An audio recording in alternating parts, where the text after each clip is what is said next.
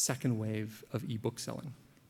And I gave it some thought, and I talked it over with some people at Kobo and other people who had an interest in this kind of thing. And here's what I came up with. What else do you have to be an ebook retailer today? And so we said that selection and being a data-driven retailer was going to be standard. And now I'd add another thing that has become more or less table stakes. I'm quite willing to predict that all ebook retailers who are still standing 2 years from now will be almost entirely platform agnostic. And this is significant because there are a lot of retailers right now who are basically following this model, that I can be in ebooks, I can have Adobe Content Server, I can have an e-ink device, and this is how I'm going to play in this market. And what we're rapidly finding is that the wheels are starting to come off that model for the retailers who have adopted that, because people want to read on whatever they want to read on. They're going to read on the devices that they already have in their lives. That may include e-ink, it may not, but they will choose someone who gives them that choice. They will choose a retailer who gives them that choice. They are buying tablets and smartphones at a staggering rate, and they as consumers are going to wonder why they can't get their books there. And so one of the things that we see from our user base that's interesting is we see about 90% of customers reading on one device only.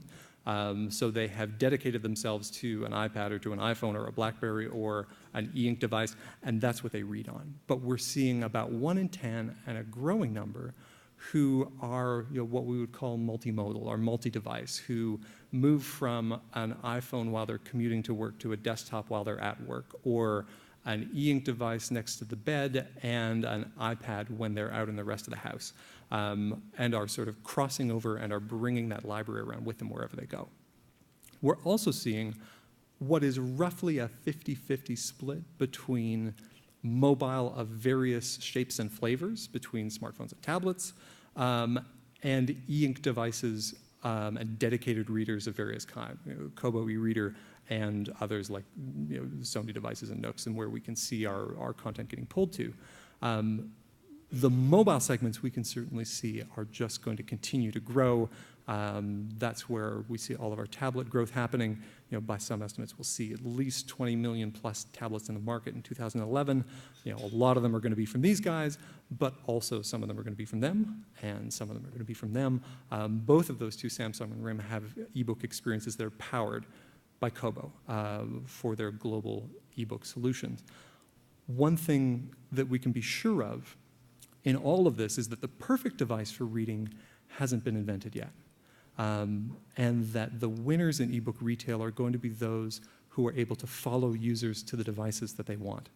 The ones who hope that consumers will continue to just like the devices that they have, or who place all of their bets on a single device, are likely to have a much harder time over time as this market continues to evolve. And so being platform agnostic, it seems to me, has become the next set of absolute base criteria to participate as a retailer in this space. So if platform agnostic is the new baseline, what else? One thing that's become very clear to us is that an ebook retailer needs to be a guide, a coach, a helper. It has been a long, long time since a bookseller had to teach their customer how to open a book. But that's exactly what we're doing now. We are teaching people a new form of reading, a new reading experience, after they've had years and decades of experience with paper. And that requires some help, and it requires some attention. It requires a bit of deliberate care, and it requires some analysis. What's interesting is that the amount of guidance and the amount of help is lower for people who buy something like this. People who actually buy an e-reader of various kinds are motivated. They've paid some money for it. They've been given the e-reader as a gift. They want to figure it out. They want to figure out how to use it. And so they tend to get themselves into a state of being ready to purchase and consume digital content relatively quickly. But then there are mobile apps. And mobile is the thunderdome of e-reading. It's the most interesting, challenging environment for setting up a compelling reading experience. We are fighting for attention on multifunction devices. We are fighting for attention versus internet browsing, versus messaging, versus communications, versus gaming. And of course, all e-reading apps are free. So there's no cost to install an app. People can just do it to try it out, put it on their phone, never look at it again. And what we've discovered in the course of looking at mobile e-readers is that there are 3 hurdles to obtaining a mobile customer. And the first is very basic. They have to download the app in the first place. We spend a lot of time in the top 10 on iTunes for iPhone and iPad in the free books category, which is the gladiator pit of e-reading. And what we've generally discovered is that getting downloads is easy. People will, in fact, download an app just because it's in the top 5, especially in iOS, but in Android as well. The first hurdle is a relatively low one. The second one is harder. So downloads are easy, but getting that downloaded app to get them to their first book on is a surprisingly big hurdle to clear. A lot of people don't get that far. They lose focus, they do something else, they can't find what they like, they discover that Stieg Larsson isn't free like they thought it was, and we lose some. And so our focus then is all about that first-time user experience. How can we hold them by the hand and take them through that first step, help them find their first book? A huge amount of A/B testing, a huge amount of data analysis, sales funnel tracking to smooth off every possible rough edge that would keep someone from finding something that first time. But the next hurdle is even bigger and is even more important. And that's from the first book to the second book. And this, actually, we've discovered, is the moment of truth. After the first book, there's still a very good chance that we may never see them again.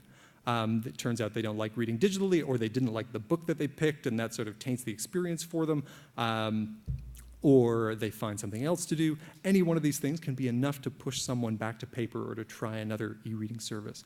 But if we can get them to purchase a second book, it becomes exceptionally likely that they will stick around and remain as a customer. And it isn't just that a second purchase has to take place. There's actually a window in which it needs to take place. It's about 14 days. If we can get someone to buy a second book within 2 weeks of their first one, they have a strong likelihood of becoming a very valuable customer, a customer who will remain with us over time. And so we do a lot on in terms of trying to figure out whether we can show them the right book at the right time to convince them to make that second purchase within those first 2 weeks. If we do, then we win. They aren't just trying it out anymore, they're actually building a library. They're looking for new things to read. If we don't, there's a reasonable likelihood that they will churn off and never be seen again. So we are, in every possible way, trying to guide someone not just to download or install or purchase for the first time, but to get them to become a committed digital reader. And that, for us, is all about that act of being a guide through those first couple of weeks of e-reading. And if multi-device is table stakes and being a guide is a critical hurdle to doing business, then there's another quality that may very well become mandatory. And that is to be international in ebooks. There are, for all kinds of reasons, very, very few print booksellers that cross national boundaries. Until now, bookselling has been almost entirely a national endeavor, with the exception of a very few players in online. But it's entirely possible that the only survivors in ebook retail, with 1 or 2 exceptions, will have to be international booksellers. And this is entirely new. This is a new thing for the book industry in general. And the challenge is this, and the question is this: does any single market outside of the US have a large enough ebook market, have enough consumers in that individual country buying ebooks to support the major investment that's required to compete in ebook retail? Meaning to support that full range of applications, the full range of devices, the support for different kinds of content, the support for different kinds of reading experiences, all of the infrastructure that is required to go toe-to-toe against large players in this space. And that is certainly the case for Kobo. Canada, which is where we're based, while it is a lovely country and fantastically literate, and they buy books like crazy there, literally doesn't have enough people reading